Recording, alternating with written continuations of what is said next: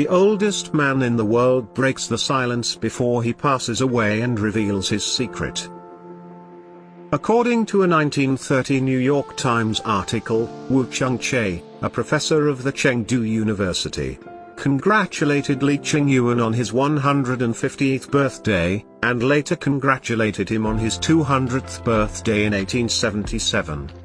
In 1928, a New York Times correspondent wrote that many of the old men in Li's neighborhood asserted that their grandfathers knew him when they were boys. Li Qingyuan was a herbalist and began his career at the age of 10. He gathered herbs from mountain ranges and learned about their potency for longevity. For almost 40 years, he survived on a diet of herbs such as lingzhi, goji berry, wild ginseng, ishu wu, and gotu kola, and rice wine. In 1749, at the age of 71, he joined the Chinese armies as a teacher of martial art. Li was said to be a much-loved figure in his community, marrying 23 times and fathering over 200 children. According to the stories told in his province, Li was able to read and write as a child, and by his 10th birthday, he had traveled to Gansu, Shanxi, Tibet, Annam, Siam, and Manchuria to gather different herbs. For the first 100 years, he continued with the profession. Then he switched to selling herbs gathered by others. He sold lingzhi, goji berry, wild ginseng, ishu wu and gotu kola along with other Chinese herbs and lived off a diet of these herbs and rice wine.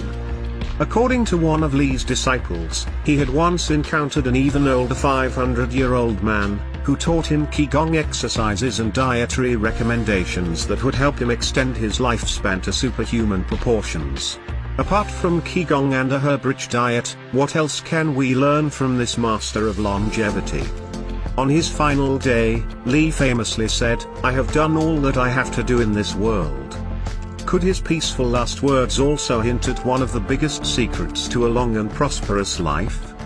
It's interesting to note that in the West, we're often taught to believe that aging is something that must be beaten with high-tech infrared devices and state-of-the-art medication. Li was asked what his secret was to longevity. This was his reply: "Keep a quiet heart, sit like a tortoise, walk sprightly like a pigeon and sleep like a dog." These were the words of advice Li gave to Wu Peifu, the warlord, who took Li into his house to learn the secret of an extremely long life. Li maintained that inward calm and peace of mind combined with breathing techniques were the secrets to incredible longevity. His diet would have played a large role. But it's fascinating that the old living person in recorded history attributes his long life to his state of mind. With the average lifespan for the Western world currently sitting between 70 to 85 years, the thought of someone living over 100 years old seems like quite the stretch. The thought of someone living over 200 years old seems extremely suspicious. But why don't we believe that people can live this long? We have to keep in mind that some people in this world don't live a grueling 9-to-5 lifestyle, they don't have to deal with the stresses of debt, they aren't breathing polluted city air, and they exercise regularly. They don't eat refined sugars or flour, or any foods that have had pesticides sprayed on them. They aren't living off of the standard American diet. They aren't eating fatty meats, sugary desserts, and genetically modified foods.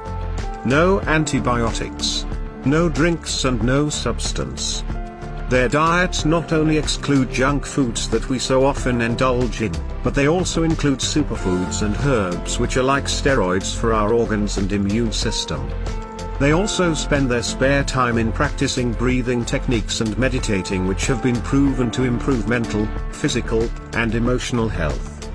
To keep things simple, get proper sleep, and spend most of time in nature under the sun. When we get a chance to relax in the sun, we feel instantly rejuvenated and call this a vacation. Imagine spending a lifetime doing that in the mountains, and combining that with perfect mental, spiritual, and physical well-being. I do not doubt for a minute that if we all did the things we knew we were supposed to do, that living to be 100 years old would be commonplace. When we treat our bodies right, who knows how long we can live for.